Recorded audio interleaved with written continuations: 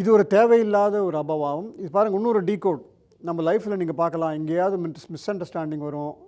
அண்ணங்கிட்ட அண்ணன் நம்மளை நம்பாமல் சண்டை போடுவார், அக்கா அக்கா அக்கா சண்டை போடுவாங்க, அப்பா அம்மாவே நம்ம நம்பாமல் செய்யாத தவறுக்கு நம்ம மேலே செய்வாங்க. இதெல்லாம் வாழ்க்கையில் நடக்கிறது அங்கே நடந்திருக்கு. கிருஷ்ணர் திரும்பி வருகிறார். சதி ஆலோசனை செய்து அந்த செமந்தகமணி அக்ரூர்கிட்ட இருக்குன்னு கண்டுபிடிச்சிடார். அக்ரூரை கூப்பிட்றார். பா, நீ என்னோடய ஃப்ரெண்டு தான்ப்பா, நீ வச்சுருக்க அதை என்கிட்ட கொடு அப்படிங்கிறார். அக்ரூரை சொல்ல, நான் கொடுக்குறேன் கிருஷ்ணான்னு சொல்லிட்டு எடுத்தார் ஓட்டம். யார்? அக்ரூர் காசிக்கு போயிடுறார். காசிக்கு போய் அவங்க உட்காந்து அந்த செமந்தகமணியை போட்டுட்டு அங்கே அவர் வாசம் செய்கிறார். இந்த செய்தி கிருஷ்ணருக்கு தெரிகிறது. இருந்தாலும் கிருஷ்ணர் அக்ரூர் மேலே ஆக்ஷன் எடுக்கலை. ஏன்னா is a very good friend of him.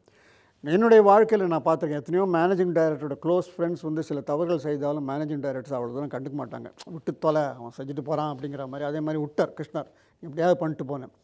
ஆனால் துவாரகாவாசிகள்லாம் சும்மா இல்லை. கிருஷ்ணர்கிட்ட போய், கிருஷ்ணா பாருங்கள், இந்த காசி பிரமாதம் ஆகிட்டு செமந்தகமணி ஒரு நாளைக்கு 40 கிலோ தங்கம் கொடுத்தா அந்த காசியோடைய எலிவேஷன் எக்கானமியே பிரமாதமாக வந்துட்டுருக்கு. எல்லோரும் காசியை போடுறாங்க. துவாரகா கீழே போய்டுன்னு நினைக்கிறோம். அதனால் தயவு செஞ்சு அக்ரூரை அழைச்சிட்டு வந்து செமந்தகமணியை கொடுக்க சொல்லி கேட்குறாங்க. யார்கிட்ட? கிருஷ்ணர்கிட்ட. உடனே கிருஷ்ணர் என்ன செய்கிறாருன்னா, அக்ரூரை திருப்பி கூப்பிட்றாரு.